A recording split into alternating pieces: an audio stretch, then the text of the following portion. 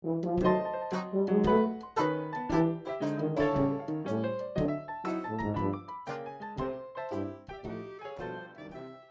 also, actually, we'll touch on this. This is sort of the last part of the, not in chronological order, but the last part that we haven't really touched on is actually the Pip-Boy and the companion app. So we've seen sort of a rise and fall, actually, for the most part, of companion apps in the past few years, specifically in the fall when the PS4 came out and the Xbox One came out. There was sort of like that big surge of, oh my god, there's the internet and we have apps and these apps can talk over Wi-Fi to the console and like everything's changing all at the same time. Exactly, and then they kind of fell off because people weren't downloading them, people weren't using them, and people thought they were gimmicky. But Bethesda sort of went in all those directions. They have their app, which is separate. They have their Pip-Boy app, which you can get the Pip-Boy accessory, of course, it's the Pip-Boy edition. But you have their, you have their Pip-Boy, which can be actually used as a Pip-Boy in the game. Yeah. Like, but what they've done is they've taken the trends of modern gaming. It almost seems like they've waited it out to see what worked and what didn't, and they did it. Like Fallout Shelter is a great example where they don't have a lot of microtransactions and it doesn't need to be online and all that type of stuff. Like that's a big thing in apps today where a lot of games just for some reason need to be online all the time, whether they're trying to monetize the crap out of you or like whatever. And like with like Fallout, you literally have a companion, the Pip-Boy, with you at all times. Yeah. So now they're just bringing it into the real world, which is so cool because people were making fake Pip-Boys as fans, right? Yeah. Like you saw people making cool software and stuff on, Raspberry Pis and whatever else they had. Yeah, strapping onto their wrists. Yeah, strapping onto their wrists and stuff like that. And of course the rise of smartwatches, so like it kind of fits in with the trend. So that's sort of a cool thing. Are you like? Do you think you're gonna be like? Obviously, you're playing Fallout Shelter, and you still are playing Fallout Shelter. I'm kind of done with it myself. But do you think that you're going to be using that app at all? Do you think, or do you think that you're just going to be using the in-game? Probably not, because it seems to me like it's like it's so cool, and like people were like whoa when they first saw it, and then cheering and carrying on. But like a year from now, who's gonna be wearing their Pip-Boy? Like a week from after the game comes out, who's gonna be walking around with that Pip-Boy on their wrist? The diehard fans, but. Like, it's more of just a mantelpiece to me kind of thing. I know that the game is, like, sort of rated M for mature, but any kid who plays it will probably... Oh, they'll probably, like, tape that thing to their wrist if they don't have the Pip-Boy version and be playing the crap out of it. Because I know that as a kid, I would be doing that. Sure. Like, definitely be like, oh, man, this is awesome. It'd be a fun little toy, right? Yeah. And, like, that's the way of the future, right? Like, smartphones and iPads and stuff, it's all kid stuff. It's all integrated. It's all kid-centric for a lot of it. So, it's interesting, I guess. I didn't think about it in the context of that. What the heck is this place? This is the jail where the Powder Gangers broke out of. So many places in this game where I can't remember, or maybe I didn't care, or something, but... Oh, that's not good. Actually, what we'll do is we'll touch on Fallout Shelter. How are you enjoying it? Are you enjoying Fallout Shelter? Yeah, like I never really play mobile games all that much because I figure if I'm out somewhere and I want to be playing a game, I'll just bring my 3DS with me. Right. I play that a lot because the games that I play on there are just like slow burn type games. But just having one on my phone, it's kind of nice because like it's the style of game where you're supposed to keep coming back to it. So you go on Fallout Shelter for 10 minutes. You gather your resources, you build a new room, you assign your dwellers, you make dwellers go into the living spaces so that they can, make babies and stuff, and then you go back to it later. And like I'll find myself, kind of doing a little bit of micromanagement and putting dwellers in the right rooms and giving them new outfits and sending guys out into the wasteland and do that for like a half hour, and I'll be like, holy crap, where'd the time go? So yeah.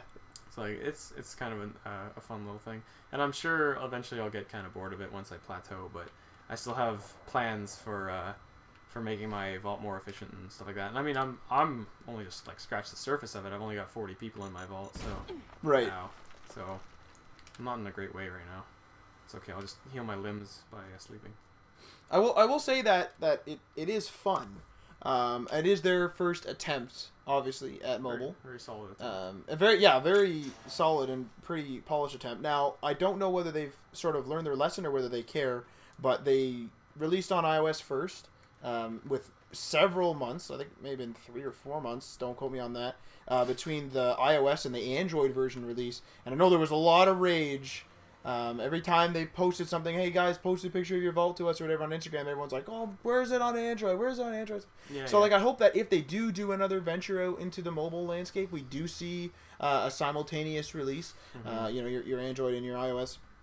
I will say that there were apparently some exclusive, and again, don't quote me on this, but there were apparently some exclusive items that were in the iOS version. An exclusive person, I think it was Piper from Fallout 4, which is just in the iOS update. I think maybe Android got something too. I don't know. I played the game a little bit. I'm not like super into it. I've sort of plateaued and I don't really care anymore. I got like 80 people and I'm just like done with it. But it'll be interesting to see where they go. Like is what we just talked about is they build off what they know and they build off what they learn, and it'll be interesting to see their next attempt. Like whether there's going to be an Elder Scrolls game. Like there's obviously going to be that. My God, there's obviously going to be that Elder Scrolls card game like Hearthstone. That's coming out. That's coming out. I don't know when it's coming out, but it's on the way. But like, I wonder if there's going to be another venture, or whether there's going to be an Elder Scrolls. Like usually it's like Fallout, Elder Scrolls, in that sort of order. Whether there's going to be an Elder Scrolls, maybe a companion, or whether there's going to be an Elder Scrolls sort of game or something on the mobile only, standalone like Fallout Shelter. Hard to say at this point because there's just a lot going on. I would love an Elder Scrolls library, because I find myself when I'm playing the game, I don't want to read, but I don't really like reading novels. So I like reading news and stuff like that. But if I was just like, I want to just read for an hour before bed, it would be awesome to read a bunch of the books from Elder Scrolls.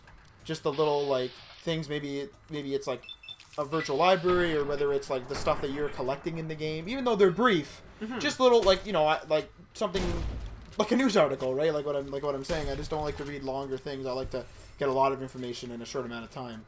So that would be awesome to me, because I don't think obviously like a Pip-Boy or something is not going to fit in with the Elder Scrolls lore, nor is anything with communication other than like magic.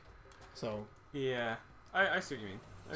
Maybe kind of cool little thing, like just to have on the side, right? So. Yeah, it's just something there, a lore machine or lore app basically. So how was your New Vegas character doing here? Not great. I don't know. I'm kind of just mindlessly playing. That guy just friggin' had a big friendly fire incident.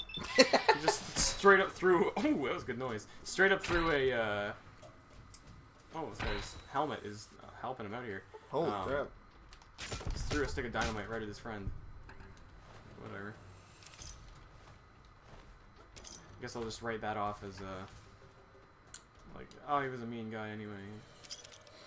So there's actually one other thing I just thought of actually in the sort of Bethesda RPG formula, if you will, where in the game you typically, and not always, but you typically join a faction, or you join a group or a club or whatever the heck it is in terms of the context. You do a bunch of quests for them, you do a bunch of tasks, and you become the leader. Now, I like that, but in the same breath, it's kind of weird, because your character becomes the leader of the leader of this guild, the leader of that guild, the leader of this guild. Now that's specifically in Elder Scrolls. Yeah. In the Fallout series, so specifically in Fallout 3, and actually in this game as well in New Vegas, you don't become the leader of the NCR. You don't become Caesar. You know what I mean? You don't do stuff like that. Like, you become a well-known person. Don't get me wrong. You become like a lieutenant, basically. Like, you've helped them out a lot. Like an admiral in some cases, like depending on what it is, and in House's thing, you become his right-hand man, right? Because he's more of a mob, whatever he is. Court sort of thing, yeah. Yeah, he's just sort of like, you're just sort of a worker to him, but you're like his top guy. But like, are you a fan of becoming the leader of everything? Or no, I don't. No? I don't like that. Because it really just like the whole world of it is just so. It's hard to say. Like, it's such a saturated feeling when it's like, yes, I'm the best at everything. I ran the world. Like. Yeah, like, I don't know. It's kind of silly because, like, yeah, sure, some people like that. It's like, it's a video game, right? You want the world to like kiss your boots and whatever. But with with Fallout, I love that you're just another person in this wasteland. Like, everybody's at the mercy of the wasteland, especially on like survival mode where just existing is killing you, kind of thing. Yeah, you Like, need to literally like sustain radiation's yourself. a serious problem, and you have to eat and drink and sleep and that sort of stuff. So, I'm not gonna go that way because that's where the death claws are. I feel like fighting them right now. Physically can't At fight level them. 4, so I'll just circumnavigate. But I understand your point. It does dilute. It really does dilute the feeling. It just feels so like cheap to me. I don't know. It cheapens the experience where like I was destined for greatness, and yep, there's the greatness. Okay, like, and I guess the point of the game is like it's like everything's open to you. You've been top of everything, and it's a cool feeling when it's like. And you can absolutely cut it off at whatever point you want. Like, if you want to be a character who is the leader of everything, then do it. But if you want to be, like, a swordsman in Oblivion that became the leader of the Fighters Guild, like, that's cool. You're like, man, I was so good for this guild that, like, they made me the leader of it. Yeah. Like, it's the only reasonable choice. And, like, that's cool. Like, the first time I did it, I was like, dude, you can run this place? Like, keep in mind, I was, like, what, 15, 16 when I played Oblivion the first time? So I was like, holy shit, this is amazing. Like everybody like respects me, and the Dark Brotherhood was, in my opinion, the coolest. Dark Brotherhood was my favorite quest line in that game because it was so good. You all the quests you could do like there was optional ways of completing it, and like physical rewards for doing it the way they wanted you to do it. Like you drop that head on the guys, like you disable the hooks on the right of the rich guy in Bruma, and then it falls on his head. And you have to like sneak around and avoid his bodyguard, and like you do that, and then he gives you like a unique dagger or whatever, like actual reward for doing it a specific way, and that's cool. I like that a lot. And then, I wonder how like to the person. how they would like handle it though, right? Because I mean, as a jack of all trades, like you don't want to be like left out. Like you don't want to be like, oh, I can't do the Dark Brotherhood initiation. I'm a part of the Fighters Guild. You know what I mean? So like they don't want to lock somebody out, but at the same time it dilutes it. So like I understand that it's like almost like a tough situation for them where they're like, you know, like crap. Like this is you know I don't want to like lock this person out of becoming the leader of these two guilds if they want to, but like it becomes boring. So I don't know whether like they almost need like a credit system or something where it's like you can only become the leader of these two things, and it doesn't tell you that. Right. That's just how it happens, and then the other quest lines dynamically change so that you can only become like a lieutenant, or you can only become like in some cases something like worthless. I feel like that would piss people off if that was a thing, because the last thing you want in an open world game is limitation, limiting the player. And like this game had a fatal flaw in my opinion. Can't climb the cliffs. Is that you can't. There's invisible walls on top of a lot of the cliffs, so even if you do climb them, you can't go over. And like the fort where Caesar is, you can physically cross the river, but you can't climb up the fort because there's invisible walls at some points. That's pretty lame. Just discovered when I was playing this last week. So, like I just turned off collision and walked up there myself, and like I just stormed the fort by myself with Boone, and we took it over, and it was actually kind of cool because they coded for. Oh, there you go. Yeah. Day one, everybody. Damn it. But whatever. Don't need to loot them. It's fine. And I killed Caesar and then talked to Boone, and Boone, for anybody that doesn't know, he's an NPC in this game who was ex-NCR. He was a sniper, and he gave that up after he was part of a mission that was very questionable. It was very the great controversial. He like slaughtered a town full of innocents basically because on the NCR's orders, so he quit after that and questioned his existence and yada yada blah blah blah, his life story. So he's obviously he has a soft spot towards the NCR, hates Caesar's Legion with every last ounce of his being, and when you kill Caesar and then talk to him, he's like, well, we did it, Caesar's dead. And then like, how do you feel about it? And he's like, I guess it's like a bit of relief, but obviously this won't stop the Legion. And you can be like, well, why? Why won't it stop Legion? And he's like, well, the Legion is such a big, organic, collection of people that they would have obviously accounted for any opportunity or like any situation where Caesar might die and have 3 people lined up to replace him. Right. Which, as you find out at the end of the game, Caesar is more so just a figurehead, whereas his main captain, the guy with the huge fucking sword and like the cool helmet and whatever. Right. He's the one pulling all the strings basically. He's the one that's. Caesar's almost like a religion, like he's like almost like the religious figurehead or he's something. Kind of like the Pope. Yeah. He's the figurehead. He's who everybody, bows down to. But at the end of the day, he's not making the front line decisions. Like he's not in all the churches and he's stuff. He's a master strategist, but he's in this game. He's like find out that he's actually getting sick. When you do his storyline, you can actually like if you have high medicine, you can like treat his brain tumor and stuff. It's kind of interesting. And that's like something that people might not ever know because they never play as part of the Caesar's Legion.